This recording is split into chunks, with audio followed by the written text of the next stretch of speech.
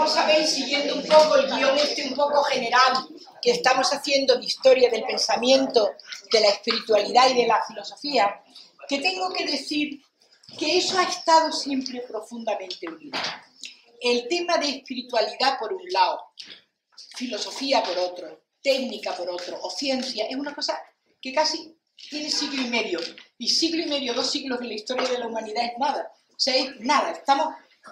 Hasta ese momento, pensamiento, filosofía, espiritualidad constituían un núcleo profundo de la misma realidad.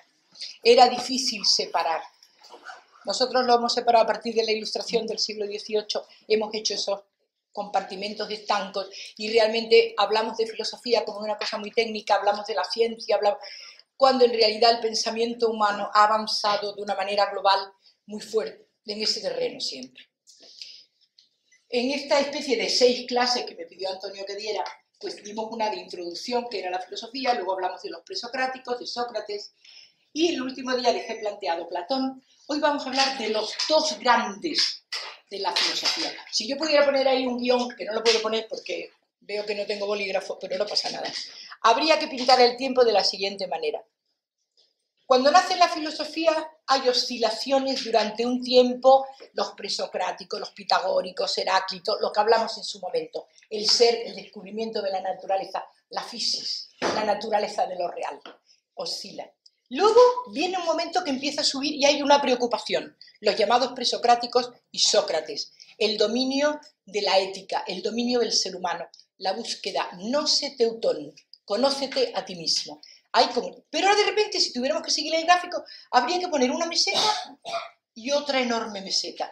2 mesetas que no han sido prácticamente superadas. Se llaman Platón y Aristóteles. Y esas 2 mesetas del pensamiento, esas especie de torres gemelas gigantes del pensamiento, nosotros somos deudores de ellas. Ustedes y yo, sin saberlo, decimos cosas platónicas y aristotélicas todos los días, porque nuestra cultura es greco-judeo-cristiana. Y hemos mezclado ese greco-judeo-cristiano, pasado por el tamiz luego del derecho romano y del latín, que cuando tenga tiempo un día os diré cómo eso cambió la historia del pensamiento, le dio un tono, que eso es lo que somos nosotros. Es decir, que si habrá otra civilización que no sea la nuestra, habría que arrasar, romper con los conceptos que nosotros, ustedes y yo, mantenemos a diario sin saber que estamos hablando platónica o aristotélicamente. Esto lo quiero decir porque somos una cultura que hemos bebido de estas 2 grandes mesetas, de estas 2 grandes constituciones del pensamiento. Yo voy a hablar hoy de los 2, y si me diera tiempo, que no lo sé, porque habría que hablar muchísimo de muchas cosas, podría plantear lo que se llama el ideal del sabio, porque en ese tono de ese enorme gráfico que yo quería haber hecho, el ideal del sabio representa una decadencia de la metafísica y un estudio de la felicidad.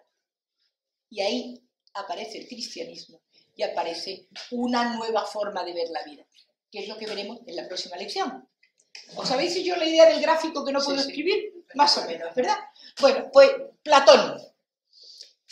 Platón representa una de las cumbres de la humanidad. Decía Platón que todo aquel que es capaz de totalidad es filósofo. De totalidad quiere decir de abarcar toda la realidad en un punto. La realidad no está dividida. La realidad forma una totalidad significante, significativa. Esto es muy importante. El que es capaz de percibir esa significación de todo lo que hay es filósofo, decía Platón. Platón, aristócrata de nacimiento, queda impresionado e impactado por la muerte de Sócrates, aquel hombre que era la sabiduría, que había hablado de la vida interna del hombre, que lo que decía era que el hombre debía de alcanzar la felicidad a través de la virtud. Se encuentra de repente que Atenas, la cuna de la democracia, ha matado a un hombre como aquel. Él sufre una revolución interior profunda y se va a Sicilia, donde un amigo suyo, Dion, que era sobrino del tirano de Siracusa, Dionisio I, lo recibe y pasa con él unos meses. Él cuenta allí su desilusión de la política. Hoy vamos a ver lo que significa la palabra política en Grecia. Y entonces Dion lo anima, pero Dionisio, asustado con las ideas progresistas de aquel hombre joven, aristócrata, guapo, porque Platón significa grande de espalda, significa. Él se llamaba Aristócles, el nombre. Lo vende como esclavo. O sea, hace una cosa inconcebible. A un aristócrata lo vende como esclavo. Claro, un amigo suyo lo ve, ¿qué haces tú aquí? Lo compra y con ese dinero, de esa compra de la esclavitud de Platón, que fue esclavo por 2 o 3 días, se compra el terreno que va a hacer luego la academia. Va a fundar la famosa academia platónica. Y se llama academia porque estaba dedicada al dios Academo. Y de ahí va a aparecer todas las academias del mundo. Luego la academia de Platón vivió hasta Justiniano. La academia estuvo viva 900 años ininterrumpidamente. Es decir, como si nosotros tuviéramos una institución ahora mismo que hubiera nacido en el siglo X, en el siglo XI, ininterrumpidamente. ¿De acuerdo? Este hombre joven va a Atenas, con tus ideas, desilusionado de la política, y se da cuenta, y lo que hace falta es una reflexión profunda acerca de qué es la realidad y qué es el hombre. Y en esa academia, él pone arriba, no entre nadie aquí que no sepa geometría. La geometría era considerada el arte del razonamiento correcto. Es decir, si ustedes quieren empezar a razonar, razone bien. Eso es en el fondo lo que quería decir. Razone bien. Y empieza a hacer unos diálogos, que es la noticia que nosotros tenemos de los diálogos, porque sus discípulos escriben en forma dialogada lo que Platón cuenta en la academia, y poniendo como presidente de aquella realidad a Sócrates, puesto que él quiere dedicarle a Sócrates. Leer los diálogos de Platón es verdaderamente una gozada filosófico-espiritual, ¿no? Hay 36 que han llegado intactos hasta nosotros, con lo cual conocemos bastante bien el pensamiento, aunque parece que el verdadero pensamiento platónico no está en los diálogos. Los diálogos estaban escritos para la gente de fuera, es decir, nosotros, los que no somos platónicos. Él a sus discípulos platónicos le hablaba en lo que se llamaba dogmata ágrafa, es decir, aquello que se tiene que aprender pero que no se debe escribir. Porque los antiguos tenían una idea muy clara de que la verdad no puede escribirse. Y si os fijáis, los grandes maestros de la antigüedad no escribieron. Escribieron sus discípulos y gracias a ellos ha llegado a nosotros. Pero los grandes no escribieron nunca. Ese afán que tenemos nosotros de escribir y sobre todo de poner nuestra firma al final del libro. Esa es una realidad que nos parece que el pensamiento nos posee, sin darnos cuenta que en realidad cuando uno dice algo de verdad desde dentro, lo dice el propio pensamiento, no lo dice uno. El pensamiento se vale de tu boca para decirlo y se vale de tu palabra para decirlo. Esto es muy importante. Pero ustedes y yo, que pertenecemos al mundo de la individualidad, queremos que nuestro nombre aparezca. ¿Por qué? Porque creemos que la verdad nos pertenece y no nos damos cuenta que somos nosotros los que pertenecemos a la verdad. Esto es un tema importante. Platón, este hombre rico, famoso, claro, con los parámetros de entonces, funda una academia que es en el fondo una academia de vida espiritual. Vamos a hablar de lo que significa la realidad para Platón y lo que significa el hombre para Platón. ¿Qué es la realidad para Platón? La realidad para Platón está claramente dividida en 2 zonas. Una parte física, sensible, lo que nace y muere, dice Platón. Lo que nos rodea nace y muere. Nace, se reproduce y muere. Pero es una realidad pequeña, pequeña en el tiempo y pequeña en el espacio. Las cosas que nosotros podemos tocar, oír, ver, eso que le da tanta importancia a la ciencia contemporánea, resulta que es una cosa que en sí mismo es una cosa pasajera, que se muere, que se acaba, que se tiene. ¿Qué ocurre? ¿Qué sustenta esta realidad? Pues lo que sustenta esta realidad es una realidad que ni nace ni muere. Eso significa eterno. Eterno, cuando yo diga eterno, no quiere decir que dure mucho. Lo eterno no es que dure. Lo eterno es que es. Y lo que es, ni nace, ni muere, ni dura. La eternidad no tiene duración. Atención a esto, que nos cuesta mucho trabajo entenderlo. Nosotros duramos 15 años, 20 años, 70 años, 80 años, en total nada. Una miaja, por mucho que queramos vivir. Lo que es, ni nace, ni muere, ni se estropea, ni envejece, ni acaba. Eso es la eternidad. Estar en la eternidad es estar en la verdad de una cosa, en lo que las cosas verdaderamente son. Nuestra imaginación Pues nada, es que duramos mucho, es que luego nos morimos y duramos. Oiga, no duramos nada. No hay duración después de la muerte. No hay duración, hay ser.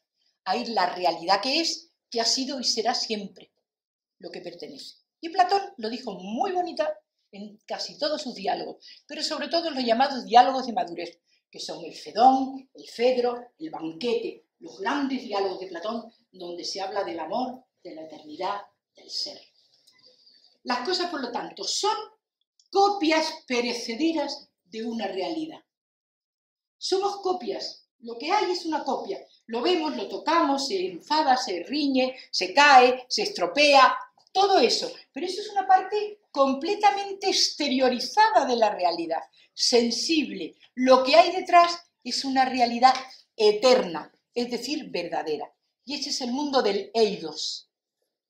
La palabra eidos, que es muy bonito, os voy a explicar la etimología. Yo me di cuenta cuando estudiaba lo que me gustaba la etimología histórica, porque al hablar de la etimología de la palabra te enteras de lo que verdaderamente es. Bueno, el verbo es un verbo orao, que es un verbo irregular del griego, que significa ver. Ver. Eidos es un participio pasado del verbo orao, que como es irregular tiene una raíz distinta, que significa lo que se ve, lo visto. ¿Qué es la idea? La idea es lo que se ve con los ojos del alma. Lo que se ve no con la parte física sensible, sino lo que se ve porque es. Aquello que verdaderamente es. Aquello que no tiene duración. Eso es la idea. La idea ni nace ni muere, ni se estropea, ni envejece. ¿Qué le pasan a las cosas? Que son múltiples, diversas, pero la idea es siempre la misma. La idea de belleza es la belleza, no la idea que yo tengo de la belleza, porque ustedes y yo hemos minimizado la palabra idea y la hemos convertido en opinión. No, eso no es la idea de Platón. Platón lo que dice es que las cosas son lo que tienen que ser. Y ese ser de las cosas que son es el modelo prototípico de la realidad. Lo que es bello lo es en tanto en cuanto participa, palabra clave cuando hablé de San Agustín, ya veréis por qué, de la belleza. Somos en tanto que participamos del ser. Es decir, que la idea es lo que las cosas son. Pero esa idea, ese mundo eidético, es un mundo presidido por una idea central, la idea de el bien, con mayúscula. La palabra bien, en Platón, tampoco significa lo buenecito. No, nada de buenecito. El bien es la realidad misma, lo que la cosa es en su perfección y en su totalidad. Lo bueno para el griego era aquello que era lo que tenía que ser. Por lo tanto, el mundo eidético, lo eidético, estaba presidido por el bien que hacía que las cosas fueran lo que son. ¿De acuerdo? ¿Qué son entonces las cosas múltiples? Copias de las ideas. El hombre, miles de hombres, montones que mueren, nacen, envejecen, se arrugan. El hombre, entendido como modelo prototípico de humanidad, ni crece, ni nace, ni muere, ni se envejece. El hombre, el árbol, la hoja, la belleza, la bondad, la sabiduría. Esos son ideas. El mundo de lo eidético. Platón establece una clara diferencia entre lo eidético y lo sensible. ¿Cómo se accede? Pues a través del mito de la caverna que os voy a contar ahora mismo. Decía Platón que había unos extraños prisioneros atados en el fondo de una cueva. Estos prisioneros habían nacido allí y por lo tanto sus ojos se habían acostumbrado a la oscuridad. Todas las palabras tienen aquí su sentido. Ellos veían en el fondo de la caverna, todos hemos jugado las sombras chinescas, las sábanas y esas cosas. Veían en el fondo pasar unas figuras planas, una mujer con un cántaro y un burro, un señor que hablaba, y oía los rumores de la conversación. Para ellos, eso era la realidad. La realidad era lo que veían. ¿Qué estaban viendo? La sombra de la realidad. Pero para ellos era la realidad. Pero uno de los prisioneros rompe una argolla y mira para atrás y queda deslumbrado por la luz que entraba por la cueva. Entonces se da cuenta de que hay un mundo que él no conoce. Hace lo posible, sube, porque la cueva está inclinada, se resbala porque está sucia, sigue subiendo, y de repente aparece la realidad iluminada por el sol. Y resulta que la mujer que pasa por allí, una mujer que tenía contundencia, volumen, realidad, y el cántaro, y el burro, y el señor que hablaba, y se entienden las conversaciones. Y de repente el esclavo, el prisionero, se da cuenta que ha vivido siempre engañado, ha vivido en la sombra, ha vivido en la penumbra de la sombra, en el fondo de una cueva. Y esa cueva representaba la realidad, pero la representaba plana y oscura, en una sola dimensión. Y él de repente ha descubierto el mundo de la verdadera realidad. Baja a contárselo a los demás y los demás lo matan. Porque no quieren saber nada de la realidad, esa realidad que hay que fugarse, irse fuera. Aquí estamos muy bien, aquí estamos donde tenemos que estar, ¿no lo ves que esto es lo que hay? ¿Dónde vas tú fuera de la cueva? Este mito, que lo cuenta 2 veces, pero sobre todo lo cuenta en la República, ha marcado a Occidente. Ha marcado a Occidente en la medida que ha marcado la división claramente de las realidades. La realidad física, inmediata, la realidad que tengo delante, la concreta, que es la que me gusta aceptar porque es la que veo, pero ignoro aquella otra realidad inundada de la luz, porque el bien está presidido por el sol del bien. El sol es la metáfora platónica de la realidad última y definitiva. Nosotros vemos un mundo de sombras, un mundo de realidades cortas, pero hay un mundo iluminado por el sol donde las cosas son lo que tienen que ser. Por lo tanto, a partir de Platón hay el mundo de lo eidético y el mundo de lo sensible. Al mundo de lo sensible se llega por la sensibilidad, por los sentidos, y al mundo de lo eidético se lleva por lo que llamaban los griegos el intelecto, que no es lo mismo que para nosotros.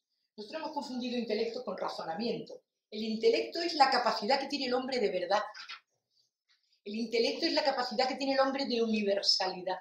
El intelecto es lo que hace que el hombre no sea un animal, seamos capaces de universalizar, conocer, entender, comprender. Por eso, nuestro intelecto necesita de verdades eternas, últimas y definitivas. Y no nos contentamos, y nos parece muy pobre, cuando el mundo se reduce al mundo de la sombra. Esto queda muy claro en los grandes diálogos de Platón. Pero claro, esto tiene inmediatamente una repercusión en el ser humano. ¿Qué es el ser humano entonces? ¿Quién era ese esclavo de la cueva? Pues mira, el esclavo somos nosotros que estamos en este mundo atados a las cadenas del mundo, que nos creemos que esto que tenemos es lo que hay, cuando en realidad lo que hay está hablando de aquello que creemos que no hay, pero que en el fondo es lo que verdaderamente hay. ¿Ha quedado claro o no?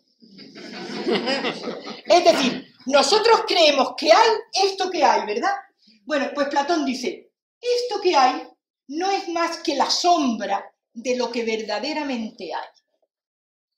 Entonces, el intelecto humano, el filósofo, el que ama la verdad, tiene que ascender de la oscuridad a la luz, de la sombra a la luz, de lo que se acaba a lo que no se acaba, de lo que se termina a lo que no se termina. Porque la razón, el intelecto, no la razón discursiva que usamos nosotros para las matemáticas, no. La razón, el intelecto humano, no descansa más que en aquellas verdades de carácter eterno. Aquellas verdades que no nacen, ni mueren, ni se terminan. Esta visión platónica que ha recorrido Occidente hasta nosotros, cuando nosotros hablamos de materia y espíritu, alma y cuerpo, estamos hablando en términos platónicos. Lo refleja luego en su concepto del hombre. Entonces cuento otro cuento, que es el auriga, el cuento del auriga. Dice Platón que el alma humana es una auriga. Sabéis que el auriga llevaba a los caballos, al coche de los caballos. Y ese auriga lleva fuertemente atado un caballo blanco y otro negro. Cuando el auriga sujeta bien la rienda, el caballo negro y blanco galopan a la vez y es la armonía perfecta. Pero hay un momento que el caballo negro, que son las pasiones, la pasión significa todo movimiento impetuoso del alma, decían los griegos. Todavía no estoy hablando de pasiones buenas o malas, ¿eh? La pasión es lo que mueve al alma, hace que el caballo negro se caiga. Y entonces el auriga cae, y de repente cae en un mundo que no conoce, porque él viene del mundo de lo eterno. Los caballos galopaban en medio de las ideas, los caballos galopaban en la eternidad de la verdad, y de repente el auriga, ¡pum!, se encuentra aquí, escondido en un cuerpo que le duele, que tiene artrosis, que se cansa, que no entiende todo lo que ve. ¿Cómo es posible si yo veía la verdad, la conocía, tenía idea? Ah, pues no, usted está ahora aquí en este cuerpecito que le molesta y que se cansa y que le duele la cabeza. Entonces esa relación entre el cuerpo y el alma del auriga celeste que somos todos nosotros hace la primera alusión seria y el primer alegato de la inmortalidad del alma que se escribe en filosofía en el Fedón del Platón. Si alguien quiere leer un alegato que defienda la inmortalidad del alma, tiene que leerse el Fedón, que es el que la inventa, entre comillas. No, ya la habían inventado los egipcios y Pitágoras, ya estaba inventada, pero él le da forma literaria. ¿Qué ocurre entonces? Que el hombre es un ser compuesto de una parte eterna, inmortal, imperecedera, que vive con las ideas, y este cuerpo pequeño que se muere, que se cansa, que tal, y este desequilibrio del hombre es lo que genera esta insatisfacción humana. El hombre vive perennemente insatisfecho porque ha conocido las ideas. Si no hubiéramos conocido la eternidad de la idea, no estaríamos insatisfechos porque viviríamos como el gato y el perro, metidos en nuestra realidad, es decir, en la cueva. Pero nosotros hemos vislumbrado la luz y al haber vislumbrado la luz ya no estamos contentos en la cueva, queremos otra cosa. ¿Lo hemos entendido? El hombre es esta mezcla, esta fusión de eterno y mortal, de imperecedero y perecedero, de perfecto e imperfecto. La palabra perfecto significa terminado, acabado, imperfecto, lo que está sin acabar, lo que no se puede terminar. El alma es, por lo tanto, eterna, inmortal, imperecedera, única. Única, somos únicos y exclusivos, creados desde siempre, desde toda la eternidad. Nosotros no tenemos principio, como tampoco vamos a tener final. Como a nosotros nos cuesta mucho entender la idea de no tener principio, por eso no nos creemos que no vayamos a tener final. Porque para nosotros la idea de principio y final van unidos. Unidos. Claro que nos morimos, pues claro, mira, todos nos morimos. Entonces, ¿dónde está? Es que resulta que usted no ha nacido. Usted ya era. Ya era. Desde toda la eternidad usted ha sido. Por lo tanto, no ha empezado a ser. Esta idea de Platón corre a través de toda la mitología y a través de los cuentos que utiliza Platón, el mito, pero sobre todo de su filosofía. Y dice, no, el hombre está hecho para la inmortalidad. Lo que pasa es que cuando cae aquí en este cuerpo, recuerda levemente. Eso se llama anamnesis. Recordamos y vemos de repente una cosa bonita y decimos, ¡qué bonito! Y vemos una cosa grande, ¡qué inmensidad! Y nuestra alma se ensancha. ¿Por qué? Porque está hecho para la belleza, para la verdad, para toda la grandeza. El alma se encuentra a gusto cuando tiene lo que Platón llama la connaturalidad con lo eterno. Somos connaturales a lo eterno. Por eso vivimos la felicidad de una cosa grande cuando tropezamos con ella. El alma, dice él, vive encerrado en un cuerpo como en una cárcel, o bien como un timonel y la nave. Mientras que vamos en la nave, pues vamos llevando la nave. Pero luego llegamos al puerto, atracamos, dejamos ahí la nave, que se queda muerta sin timonel, porque una nave sin timonel ya no vale para nada. ¿Pero qué ocurre con el alma? Pues que el alma, según Platón, en una eterna evolución hacia adelante, hacia la perfección, volverá a coger otra nave más difícil, más compleja, más grande, que le enseñará nuevas navegaciones hasta que el alma encuentre la perfección. Estamos viendo que aquí está el origen de todo el sentido de la inmortalidad del alma y en parte de la metempsicosis. La metempsicosis es una forma distinta, pero parecida a la reencarnación. Metempsicosis significa camino del alma o traslado del alma, ¿no? Psicosis es alma, meten es cambio, camino. Metempsicosis, el alma humana va cambiando hasta llegar a la perfección. Pero mientras que estamos aquí, el hombre vive en comunidad.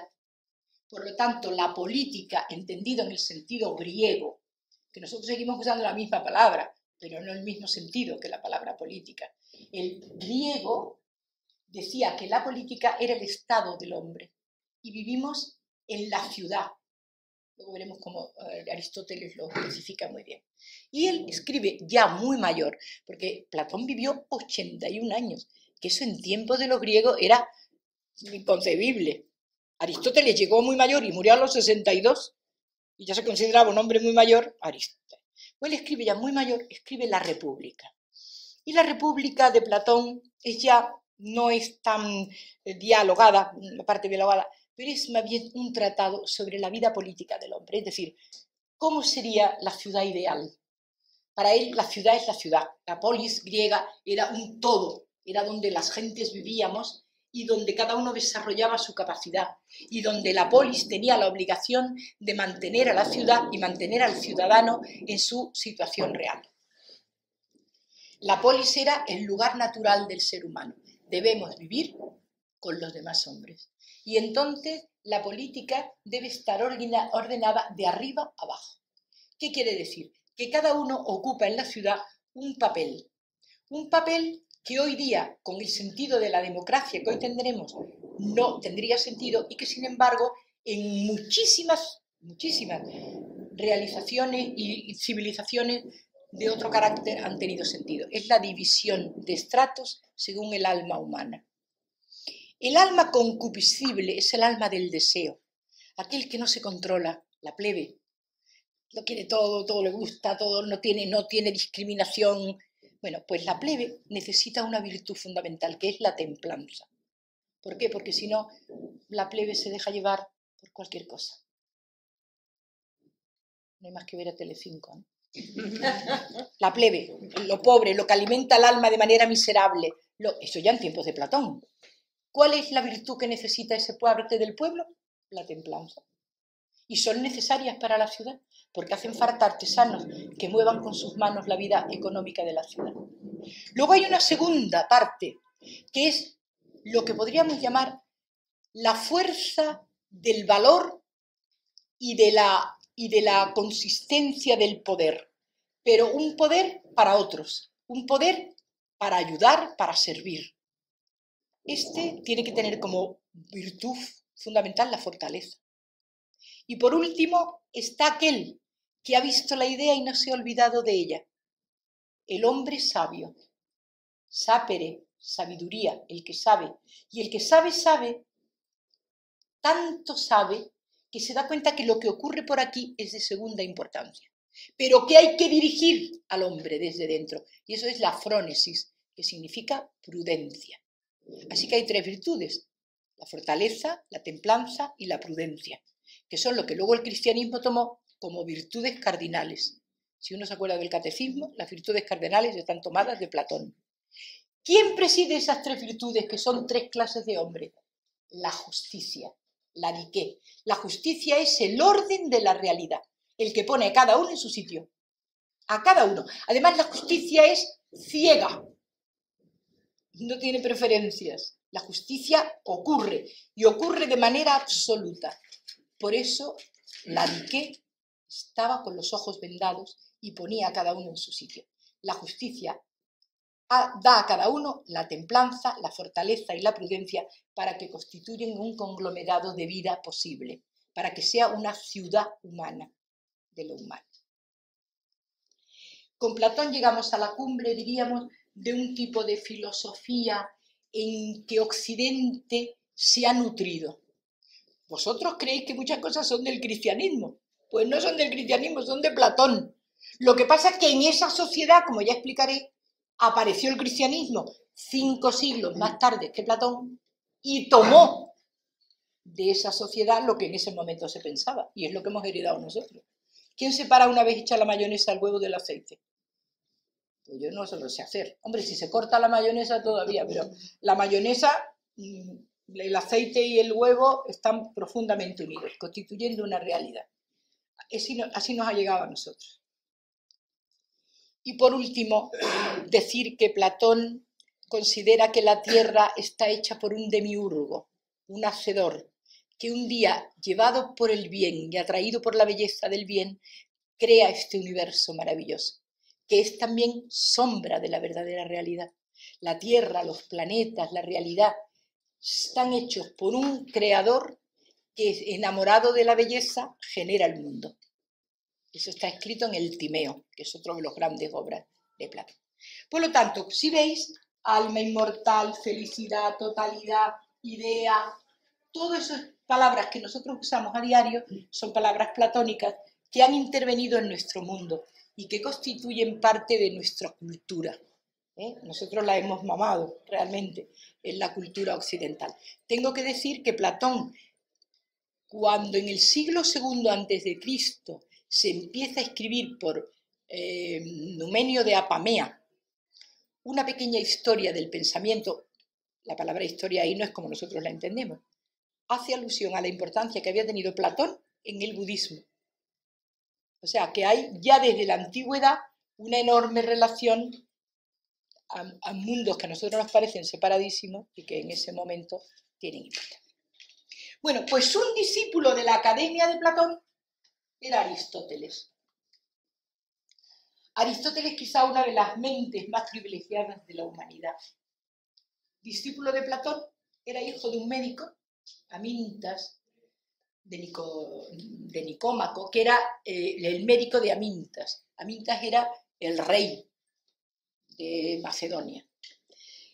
Él se acostumbra cuando era pequeño a ir con su padre a coleccionar plantitas y hacer un análisis y coleccionarlas y ver para qué servían. Esto le va a valer enormemente luego para el desarrollo científico, porque Aristóteles va a hacer un enorme desarrollo de la ciencia, un enorme desarrollo del conocimiento empírico. Va a Atenas y entra en la academia con 20 años y se enamora de Platón.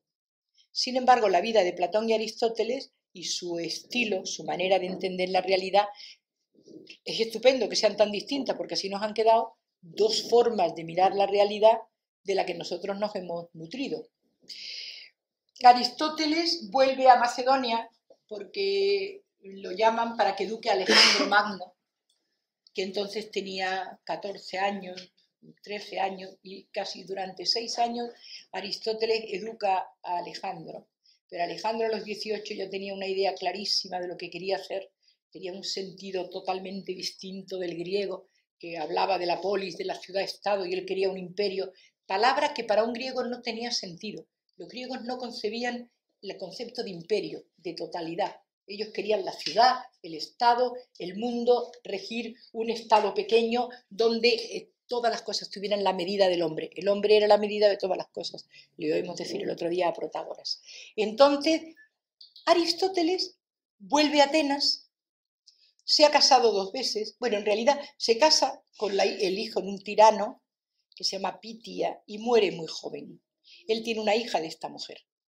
Cuando él se hace mayor, tiene una pareja, diríamos hoy, con una esclava con la que vive el resto de su vida, con la que tiene un hijo, Nicómaco, que sabemos que existe porque la ética se la dedica a Nicómaco.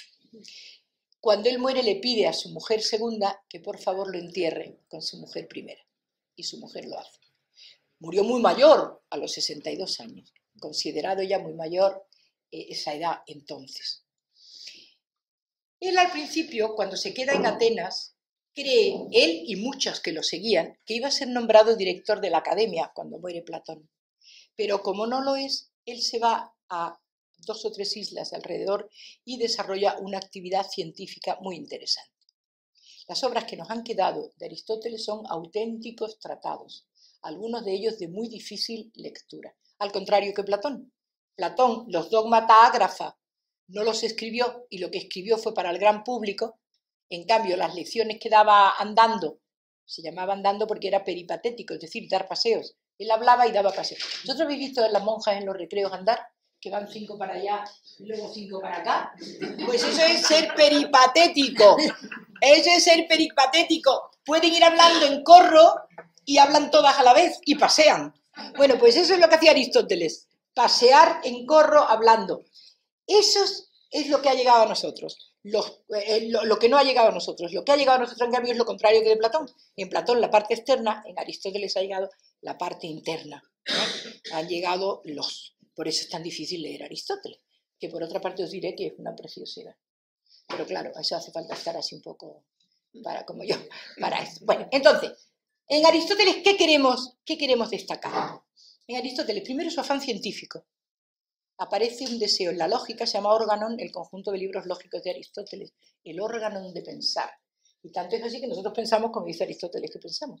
Tenemos una lógica dual del bien y del mal, del primero y del segundo, de lo uno y lo múltiple. Vamos, que somos como ordenadores, el uno y el cero, y lo verdadero y lo falso. Porque nuestra lógica es dual, una lógica de lo más simple. Y él hizo perfectamente un estudio analítico precioso, de hecho se llama Los analíticos primero, los analíticos segundo, de Aristóteles. Y ahí explica muy bien cómo pensamos. Y de hecho Occidente es, desde el punto de vista lógico, aristotélico. Lo es en su manera de pensar, en nuestra manera de razonar, nuestra manera de llegar a las conclusiones, etcétera, etcétera. Pero él además escribe 14 libros que no sabíamos cómo se llamaban. Él le llamó Filosofía Primera. Y entonces, a la muerte de Aristóteles, un bibliotecario de Rodas se encontró con aquellos 14 libros y los colocó detrás de los libros de física, metafísica.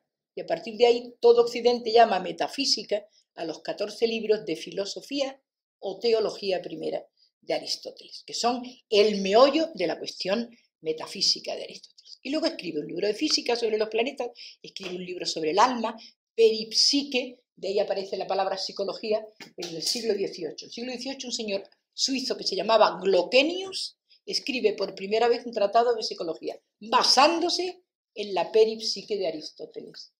¿De acuerdo?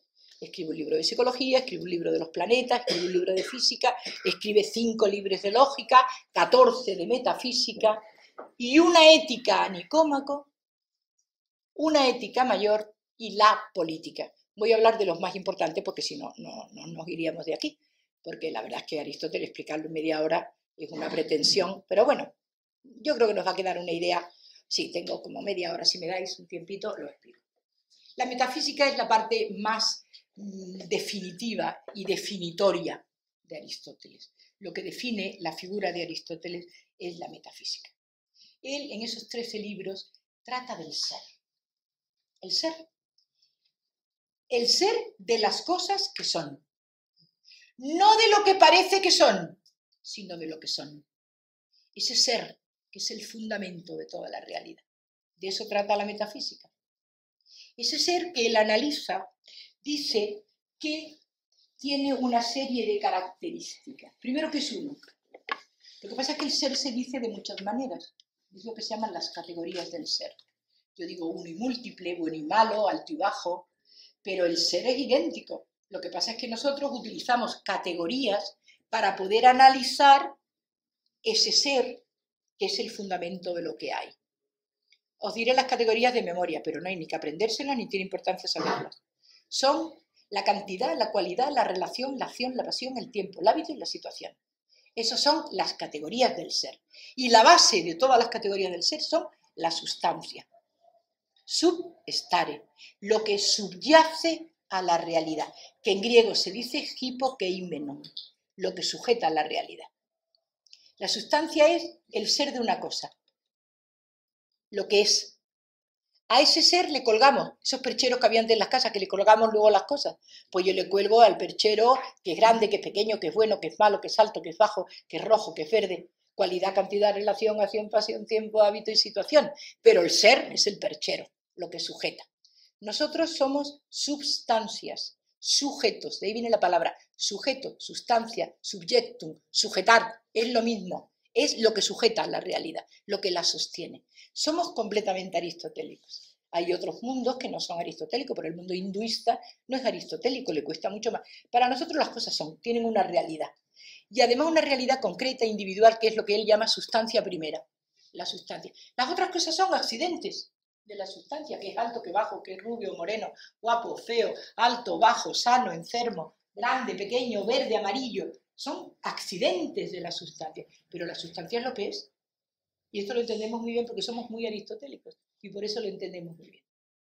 Esa sustancia, a su vez, puede estar en distintos estados, que explica el movimiento, porque si la sustancia fuera estática, estaríamos en un uno perfecto, sin movernos, eterno. La movilidad implica cambio de ser. La movilidad no es solo estar aquí o allí, La movilidad es el cambio que se produce en la realidad de las cosas. Ese cambio se produce porque el ser tiene dos estados, la potencia y el acto. Y fijaros además que nosotros decimos estar en potencia, porque empleamos palabras aristotélicas. Estar en potencia significa el poder ser de algo. Un huevo es la potencia de la gallina. Cuando se realiza es ya el acto. El acto es una cosa ya realizada, ya hecha, ya terminada. Pero en realidad todo movimiento es posible porque todas las cosas pasan de potencia a acto continuamente, del poder ser a la cosa realizada, del poder ser a la cosa realizada. Entre el ser y el poder ser de una cosa hay una relación intrínseca. Si yo planto un peral, no me sale un melón, me sale un peral. Hay una realidad intrínseca entre la semillita del peral y el peral que será. Y hay todo un movimiento evolucional, biológico, vital, en que aparece de una mínima, porque son muy pequeñitas o sea, todos conocemos una semilla de un peral, y el árbol del peral es un árbol espléndido. Pero no solo hay que explicar lo que pasa entre la potencia y el acto, el poder ser y el ser, sino qué es la realidad de una cosa. Y la realidad de una cosa está formada de cualquier cosa, es decir, de cualquier sustancia, porque hemos dicho que todos son sustancias, entes concretos de una realidad, que sujeta a la realidad. En toda sustancia, en todo ente, hay lo que se llama la materia y la forma. La materia, aquello de lo que una cosa está constituido. La forma, esencia. La palabra forma es esencia, no figura. Nosotros, a lo largo de la evolución de nuestro idioma, hemos ido confundiendo muchas veces forma con figura. La forma no es la forma externa de una cosa, la forma interna. Lo que hace que yo sea un ser humano es la forma. No lo que mido, lo que peso. No, eso es la materia. Yo estoy constituida de una materia. Todo está constituido de materia y forma, y de potencia y acto. Todo, desde un árbol a un volcán, a un peral, a un niño, a una realidad. Todo es potencia y acto, materia y forma.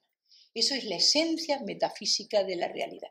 En la combinación de estas cosas constituye el cambio, el movimiento, porque el movimiento era uno de los grandes problemas filosóficos de los griegos.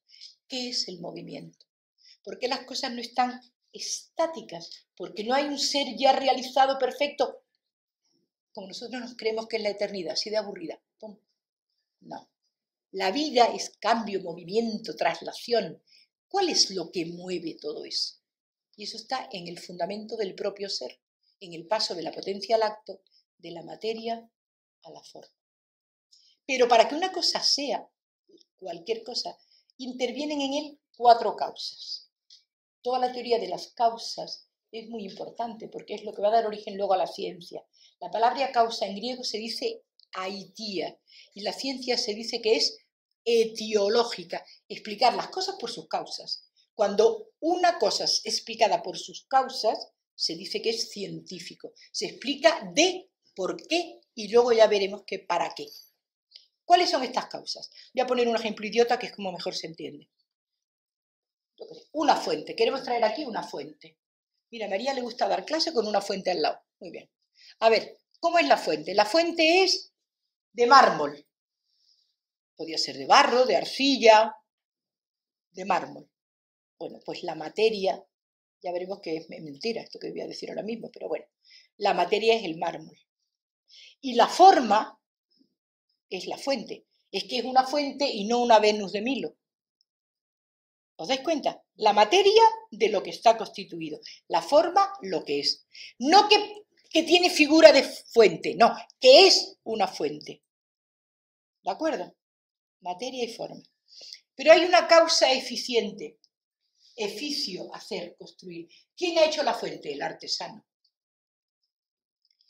¿Para qué la ha hecho? Es lo que se llama la causa final de una cosa. En toda realidad, yo he puesto este ejemplo tan tonto porque se ve muy claro, pero vale para un volcán, para lo que queráis. Hay una causa final. Y hay una causa final doble, intrínseca y extrínseca. La causa final intrínseca de toda fuente es dar agua, porque si no, no sería una fuente, sería otra cosa. La causa final intrínseca explica la realidad de un ser. para lo que una cosa es. Voy a explicar esto porque me va a venir muy bien para la ética, dentro de unos minutos. Pero hay una causa extrínseca, que es que el artesano lo ha hecho por prestigio, por ganar dinero, por darme gusto a mí, que me ha regalado la fuente. Hay 4 causas en toda realidad: material y formal, eficiente y final. Eso vale para entender toda la metafísica de Aristóteles.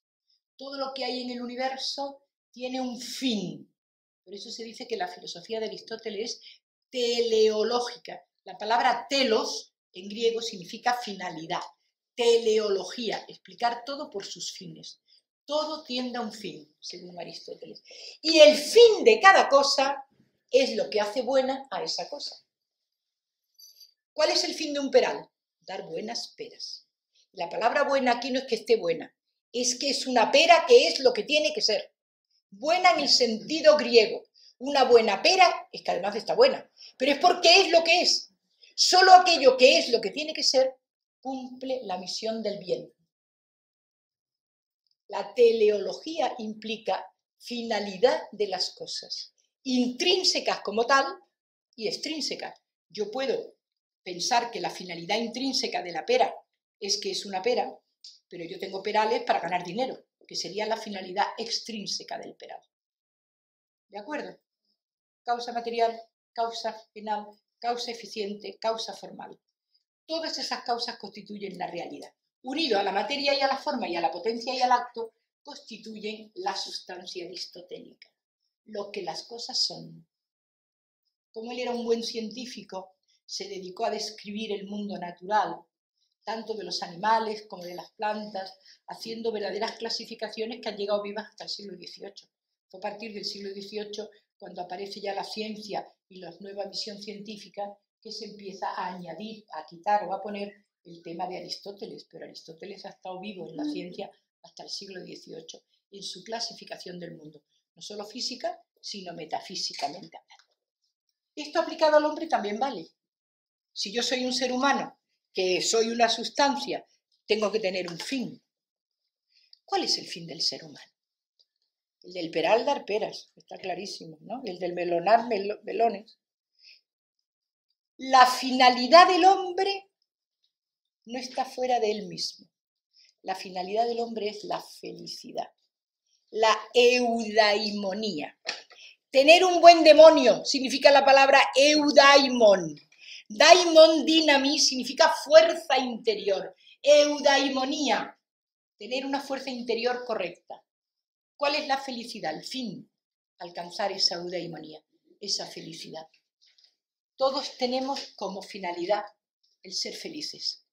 Lo que ocurre es que nuestra visión de la felicidad cambia porque estamos engañados por un mundo que se olvida de cuáles son los fines interiores. Y el hombre tiene un fin, que es la virtud. ¿Qué es la palabra virtud? Pues en castellano hemos usado este sentido aristotélico de virtud. Decimos, la virtud de la manzanilla es que es buena para la digestión. Y la de la menta, que sienta estupendamente para el sistema respiratorio. Esa es la virtud de la menta y de la manzanilla. Luego cada cosa tiene su virtud. Es decir, aquello que le es propio. Y aquello que le es propio en su naturaleza. La palabra naturaleza es forma, lo que la cosa es. Ser manzanilla no es ser menta y manzanilla no es ser un ser humano. Cada uno tenemos nuestra naturaleza y tenemos nuestra virtud propia, aquello que nos hace lo que tenemos que ser. La menta, cumplir con su obligación, y la manzanilla con la suya. En el ser humano resulta que la virtud consiste en hacer aquello que tienes que hacer para el fin propio, porque es teleología, ¿os acordáis? Telos, finalidad. Entonces, en el ser humano la virtud es una cosa interesantísima, según Aristóteles.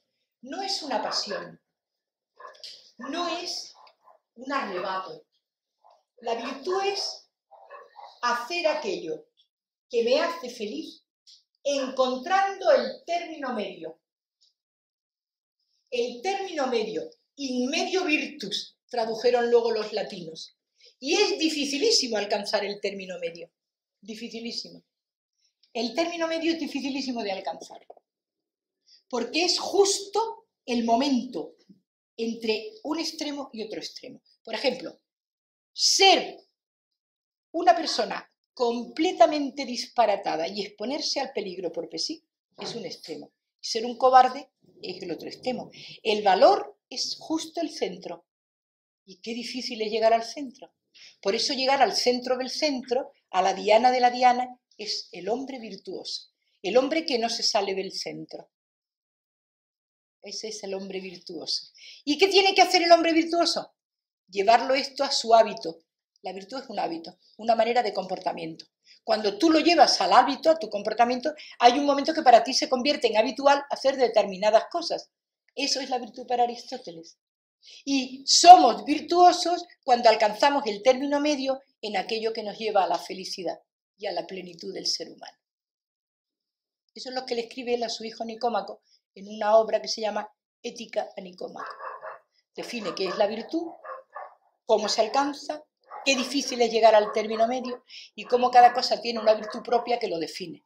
El hombre tiene esa virtud. Y el hombre tiene además una característica, que como razonamos, pensamos, entendemos, tenemos lo que él llama virtudes dianoéticas, es decir, virtudes del pensamiento. O si queréis, las virtudes del logos. La palabra logos es esa palabra tan rica que significa todo eso. Significa palabra, significa comprensión, significa inteligencia. Entonces, ¿por qué disfrutamos de una puesta de sol? Porque tenemos logos. El perro que está conmigo no disfruta de la puesta del sol. Está contento allí conmigo porque yo le rasco la cabecita y está tan contento y está feliz, pero el gozo estético de la puesta de sol solo lo tengo yo, porque poseo logos, una cosa que mi intelecto humano define, que es mi capacidad de disfrutar de la belleza. Por lo tanto, hay virtudes dianoéticas propias del logos humano. La persona que es capaz de descubrir un problema matemático, la persona que es capaz de descubrir un invento de cualquier elemento de la ciencia o de un descubrimiento físico, de una planta, de un continente, cualquier descubrimiento del ser humano es una virtud dianoética, llevada por la finalidad humana del desarrollo de su propia naturaleza. Somos felices cuando desarrollamos nuestra naturaleza. Y nuestra naturaleza es intelectual en el sentido griego, no en el sentido que le damos nosotros ahora, en el sentido de que somos seres racionales, es decir, seres con intelecto, que nos permite entender, comprender, ver, etcétera, etcétera. La ética es, por lo tanto, un compendio que nos hace ser felices y la felicidad nos lleva a la verdadera sabiduría, que es lo que voy a explicar en el próximo día. Y ya me queda solo la política de Aristóteles. Y la política es un tratado precioso, donde están todas las palabras que usamos. Democracia, timocracia, tiranía, todas las palabras que ustedes y yo usamos a diario, las inventa Aristóteles. La política es el arte de gobernar y de vivir bien. El arte de vivir bien. Y de vivir bien en un contexto humano. Los seres humanos somos sociables por naturaleza. No es que hemos decidido, mira, vamos a vivir juntos, que vivimos mejor. No, sino que por naturaleza el ser humano tiende a vivir con otros hombres. Dice en un párrafo conocidísimo, solo las bestias y los dioses, dice Aristóteles, pueden vivir en soledad. Las bestias porque están por debajo del humano y los dioses porque están por encima. Pero el ser humano vive con otros hombres. Y la naturaleza nos lleva a vivir esa virtud propia de cada uno en un conjunto social que se llama polis. Y el arte de la polis es la política. ¿Lo hemos entendido? La política. ¿Cómo se debe gobernar una polis? De la mejor manera posible para sus ciudadanos. Si lo gobierna solo un monarcos, es uno, monos es uno, arco, poder, monarco, el poder de uno. Pero la monarquía tiene un peligro, que es la tiranía. Por lo tanto, hay que tener un monarca, pero completamente ordenado, sujeto por instituciones que limiten el poder del monarca, porque si no se convierte en un tirano. Luego hay una cierta oligarquía, el poder de unos cuantos, que normalmente era la aristocracia. Se llamaban aristócratas porque eran oligarcas, y eran oligarcas porque eran los que gobernaban la ciudad. Pero ¿qué ocurre con la oligarquía? Que puede caer en excesos terribles. Y entonces estos excesos terribles de la oligarquía hay que cortarlos con el poder del ciudadano. Entonces hay que inventar la democracia. Democratos, el poder del pueblo. Se llama demos porque alrededor de la ciudad, de la polis, existía una especie de campo de todo el mundo donde la gente paseaba, hablaba, tomaba vino, descansaba. Lo que hacía Sócrates, hablar, dialogar, perder el tiempo hablando, que lo hemos perdido y hemos perdido la capacidad de hacer filosofía. La filosofía nace por la pérdida del tiempo que significa hablar por hablar. Y el hombre moderno ha perdido esa posibilidad. Porque allá no razonamos. Primero, nos leemos el periódico y las noticias para saber lo que tenemos que pensar. Segundo, cada uno piensa en función de sus intereses. Tercero, nadie discute en el sentido socrático, de libertad, de a tumba abierta. A ver qué piensas tú, qué pienso yo y dónde se encuentra la verdad. No sabemos hacerlo, ni siquiera sabemos hacerlo. El tema. La democratos nace por la discusión del demos, del pueblo. Discutir desde si había que sembrar garbanzos a si el tirano era demasiado tirano y había que quitarlo de en medio. Y así nace la democracia, es decir, el gobierno del pueblo, que también puede caer en la demagogia, es decir, que cada una de las partes positivas tiene su parte negativa. Entonces, él hace un análisis riguroso de las distintas formas de gobierno para concluir que el mejor es que cada ciudad, según sus ciudadanos, su historia y su elemento, pueda ser gobernada de la manera más humana posible. ¿Y qué tiene que hacer la polis? Hacer que el ciudadano sea libre, pueda recibir educación, que desde luego está a cargo de la polis. La polis tiene que cuidar a sus ciudadanos, la polis tiene que cuidar de la salud de sus ciudadanos. Esto hace 25 siglos que se dijo, no me lo estoy inventando yo. La política la podéis encontrar en cualquier kiosco, por cierto, que por 2 reales venden la política de Aristóteles. En cualquier kiosco está. Democracia, tiranía, monarquía, todas esas palabras están ahí, están explicadas y están dichas para el bien del hombre. La política es el arte de vivir bien. Y de vivir bien en la polis. Y la polis significa ámbito humano. El ámbito humano. Ayer leí que Pekín se está planteando el no pasar de los 23 millones de habitantes. Entonces yo pensaba, ¿es Pekín una polis griega? Pekín es una desmesura. Y esa desmesura no puede hacer feliz a nadie, porque el hombre tiene una medida. Y cuando se rompen las medidas de las cosas, el hombre se siente perdido, no encuentra su puesto en el cosmos. Conclusión. Platón y Aristóteles alcanzaron unos niveles de pensamiento, unos niveles de profundidad que han trasladado a nuestros días. Porque muchas de las cosas que hemos contado hoy, que yo reconozco que he contado en media hora cada uno, y eso es, pero bueno, son cosas que hemos vivido todos, lo sabemos, etc. La conclusión es, el ser humano está hecho para la felicidad. El ser humano es un ser intelectual, está gobernado por un intelecto que le hace razonar, entender y comprender. En el caso de Platón, para ver la idea, para ver. La palabra intuición, la palabra idea, es lo mismo que la palabra intuición. La palabra intuición ha llegado a nosotros porque es la palabra romana, es la palabra latina, idea. Cuando yo digo idea en las clases de filosofía me refiero a la intuición, a lo que se ve, y a lo que se ve de manera directa, de manera inmediata, lo que se ve, lo que se intuye, lo que se percibe de la realidad. Hay una realidad que se percibe, que se intuye con el entendimiento, y los que lo hacen son filósofos, lo sean de profesión o no. Por eso, tanto uno como otro decían que la ciudad debía de estar gobernada por la filosofía. ¿Por qué? Porque si la ciudad está gobernada por la frónesis, por la prudencia y la sabiduría, sobra todo gobierno. Por eso había de gobernar el filósofo, porque el filósofo, por definición, no gobierna. ¿Habéis entendido lo que eso significa? La gente dice, es que Platón decía que debían de mandar los filósofos. Pues es una estupidez, porque eso no lo dijo nunca Platón. Lo que él dijo es que si se llegara a esa ciudad perfecta, donde lo que dominara el mundo, el universo humano, sería, o fuera, perdón, la prudencia y la sabiduría, sería el dominio de la filosofía. sería el dominio de la filosofía. El alma, desde Platón hasta nuestros días, ha recorrido un larguísimo camino para llegar a lo que entendemos esa parte del ser humano que no podemos explicar y que tiene ansias de felicidad eterna, que tiene ansias de plenitud y de totalidad, que él ya le llama alma y por eso nosotros le hemos llamado alma. La palabra psique es una palabra heredada directamente de los griegos y con la misma connotación que los griegos. Y nos sirve para explicar todos los vacíos humanos que no somos capaces de explicar. Es decir, cuando nosotros queremos recurrir a esa parte del ser humano que no entendemos y que queremos explicar, recurrimos a la palabra alma, que es la que luego, ahora mismo es separada completamente de connotación religiosa. Estoy hablando de filosofía.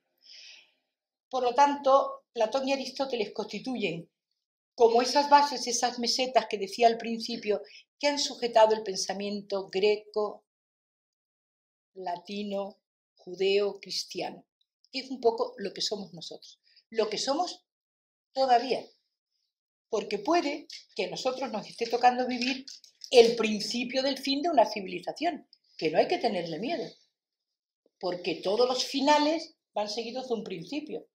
Y por lo tanto, que a nosotros nos ha tocado vivir un poco del final de algo que no sabemos todavía, pues puede ser, porque a lo mejor las columnas que van a sujetar esa nueva parte de la humanidad son distintas. Nosotros todavía somos greco-latinos y aristotélico-platónicos. El próximo día os voy a contar el ideal del sabio basado en cosas que ya dijeron ellos y lo que dijeron los otros sabios, epicúreos y estoicos. Muchas gracias.